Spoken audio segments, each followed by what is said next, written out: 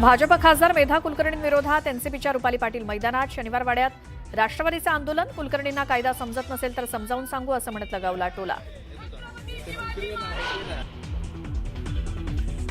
उद्धव ठाकरे घेणार 25 ऑक्टोबरला मुंबईत उपशाखा प्रमुखांचा मेळावा. राज ठाकरेंनंतर आता मतदार याद्यांमधील घोळाबाबत ठाकरे करणार मार्गदर्शन. नाशिकमध्ये शिवसेना उभाटाचा भाजपला जोरदार धक्का. भाजपच्या माजी नगरसेविका संगीता गायकवाडांचा ठाकरेंच्या पक्षात प्रवेश. तर मतचोरी आपण चोरासह पकडली असं म्हणत ठाकरेंचा हल्लाबोल. शिवसेना निवडणुका स्वतंत्र लढणार. स्थानिक स्वराज्य संस्थांच्या निवडणुका स्वतंत्र लढण्याची शिवसेना पदाधिकाऱ्यांची इच्छा. श्रीकांत शिंदेंनी घेतलेल्या बैठकीत युतीबाबत नाराजीचा सूर. तर ठाण्यामध्ये स्वबळावर लढण्याची तयारी सुरू. सूत्रांची माहिती. नगरपालिका जिल्हा परिषदा निवडणुकीत सुद्धा मुंडे बहीण भाऊ एकत्र येणार. पंकजाताईंसोबत एकदा चर्चा झाली आहे, अंतिम चर्चा बाकी आहे. धनंजय मुंडेंची माहिती. मला बदनाम करण्याचा खूप प्रयत्न झाला, मात्र त्यापेक्षा अधिक लोकप्रिय झालो. आमदार धनंजय मुंडेंची विरोधकांवर टीका. आत्महत्या करण्यापेक्षा आमदाराला कापून टाका. शेतकरी परिषदेत बच्चू कडूंचं वादग्रस्त विधान. तर आमदाराच्या घरासमोर लघुशंका करण्याचं विधान केल्यामुळे नवा वाद. धाराशिवच्या परंड्यात एकाच घरात वेगवेगळ्या जाती धर्माच्या 37 मतदारांची नोंद. हे घर शिंदेंच्या माजी नगरसेवकाचं घर असल्याचा स्थानिकांचा गंभीर आरोप. नागपुरातील कचऱ्याच्या प्रश्नावरून महापालिकेत काँग्रेसचं आंदोलन. आज आयुक्तांनी निर्णय न घेतल्यास आयुक्तांच्या घरात कचरा टाकू. आमदार विकास ठाकरेंचा इशारा.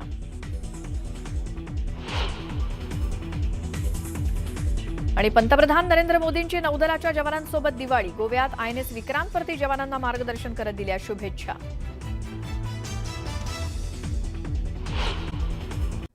आता बातमी बघूया नाशिकमधून. नाशिकमध्ये शिवसेना उभाटाने भाजपाला जोरदार धक्का दिलेला आहे. भाजपाच्या माजी नगरसेविका संगीता गायकवाड यांचे पती हेमंत गायकवाड शिवसेना ठाकरे गटात त्यांनी प्रवेश केलाय. उद्धव ठाकरे यांच्या उपस्थितीत मातोश्रीवरती पक्षप्रवेश सोहळा पार पडलाय.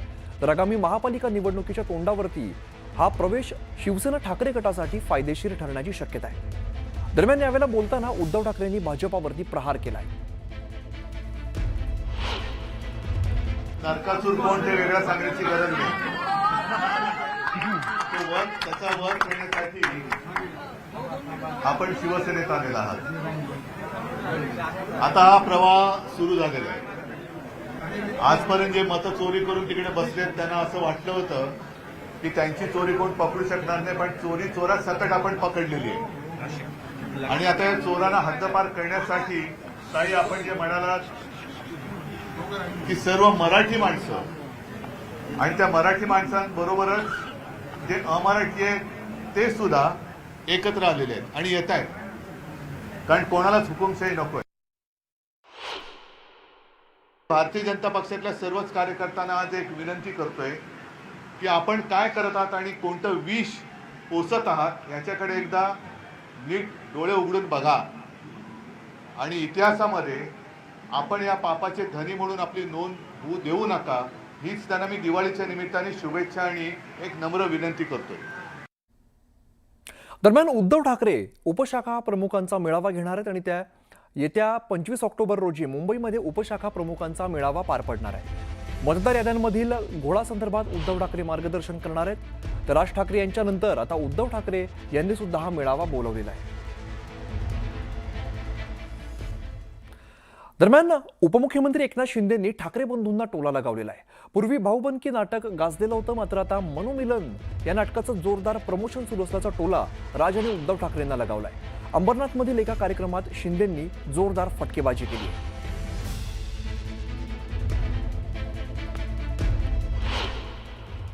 काही नाटकं कॉमेडी असतात, रडकी असतात, काही काय असतात, ते जाऊ द्या, सोडून द्या. पण पूर्वी भाऊबंदकी नाटक खूप गाजलं होतं.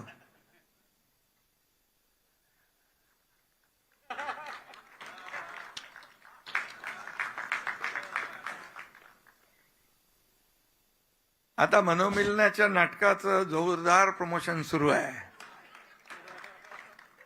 ठीक आहे, जाऊ द्या, चांगलं आहे, चांगलं आहे. भाऊबंदकी नाटकाचे लेखक कोण आहेत? त्याला विचारा भाऊबंदकी नाटकाचे लेखक कोण आहेत, हे नाटक कोणत्या साली आलं, हे नाटक आपण पाहिलं का? भाऊबंदकीचा जो संदेश आहे तो संदेश निंदाला अस्वस्थ करतो. वाद संपले, मतभेद संपले, भाऊ एकत्र आले, कुटुंब एकत्र आले, पक्षाचे कार्यकर्ते एकत्र आले, भाऊबंदकी संपली. आता या राज्यावरती एकीचा सूर्य उगवला, महाराष्ट्रावर शिवशाहीचा सूर्य उगवतो आहे. दरम्यान नरकासुरासंदर्भात एकनाथ शिंदे आणि संजय राऊत यांच्यात काय टीका झाली बघूया. अशोक मामांचं एक नाटक खूप भारी होतं. त्या नाटकाचं नाव होतं सारखं छातीत दुखतंय. होतं ना, सारखं छातीत दुखतंय. मामांना मी सांगू इच्छितो, शिवसेनेचं यश पाहून काही लोकांच्या सारखं पोटात दुखतंय. नरकासुराचं मूळ स्थान गुवाहाटी. त्याच्यामुळे हे जे नरकासूर इकडले आहे, जे गुवाहाटीला जाऊन पूजा करतात त्या नरकासुराची, बरं का, तर त्यांचं हे बॉडी पेन होणारच त्यांना. आमचा विषय पोटात दुखण्याचं कारण नाही. आमच्या कोणाच्या पोटात छातीत काही दुखत नाही. आम्ही ठणठणीत तंदुरुस्त आहोत. पण आज त्यांची जयंती आहे. आज एकनाथ शिंदे यांची जयंती आहे. गुवाहाटीला त्यांना जावं लागेल कदाचित. नरकासूर हा उगम पावला गुवाहाटीमधून.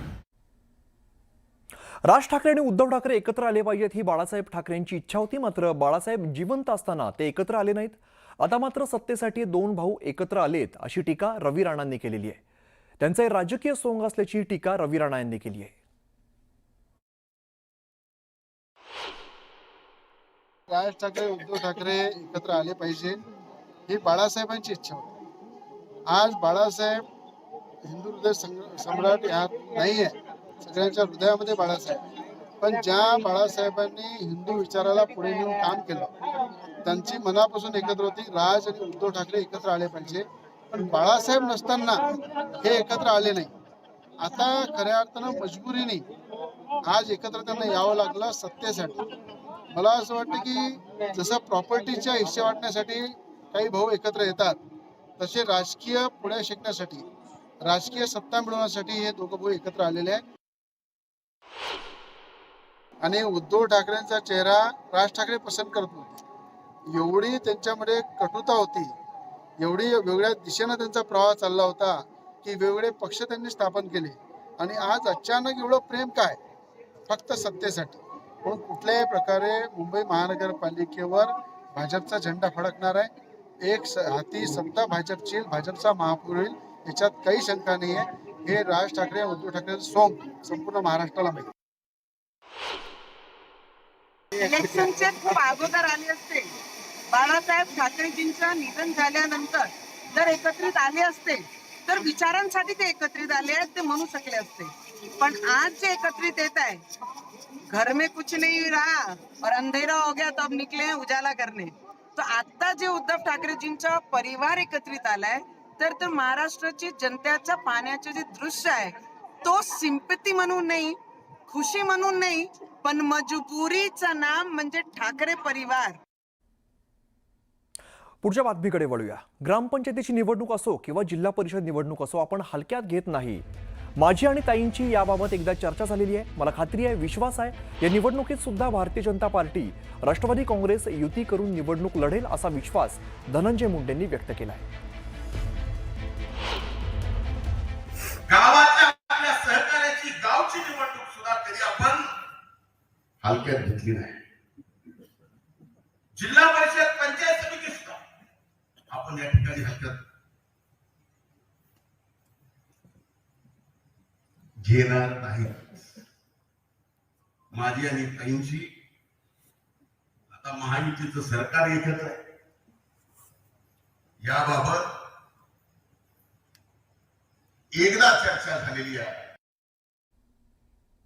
जेवढं बदनाम करायचा प्रयत्न केला त्यापेक्षा जास्त परमेश्वरानं लोकप्रिय केलं असं वक्तव्य माजी मंत्री धनंजय मुंडेंनी केलंय.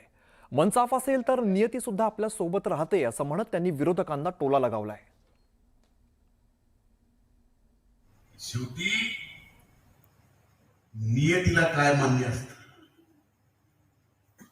आपली जर साफ मन असेल तर नियती सुद्धा आपल्या सोबत राहते. मी हे कायम म्हणतो, जेवढं बदनाम करायचा प्रयत्न केला त्याच्यापेक्षा जास्त न बोलता परमेश्वराने लोकप्रिय मंत्री नसता. पुढची महत्वाची बातमी. बुलढाणा जिल्ह्यातील राज्यव्यापी शेतकरी परिषदेमध्ये बच्चू कडूंनी वादग्रस्त विधान केलेलं आहे. आत्महत्या करण्यापेक्षा एखाद्या आमदाराला कापून टाका असं वक्तव्य त्यांनी केलंय. एवढ्यावरच ते थांबले नाही तर स्वतःला मारण्यापेक्षा आमदाराच्या घरासमोर जाऊन विवस्त्र होऊन बसा, अंगावरती कपडे ठेवू नका, रोज आमदाराच्या घरासमोर जाऊन लघुशंका करा असं विधान बच्चू कडू यांनी केलेलं आणि त्यामुळे राज्यात पुन्हा एकदा शेतकऱ्यांच्या प्रश्नावरती बोलताना संताप व्यक्त केलाय. महाराष्ट्रावर फिरलोय आणि जर आपला कापूस 3,000 विका लागला तर काय कराल तुम्ही? सगळे शांत आत्महत्या करून लागा गाडी धंदा लावले.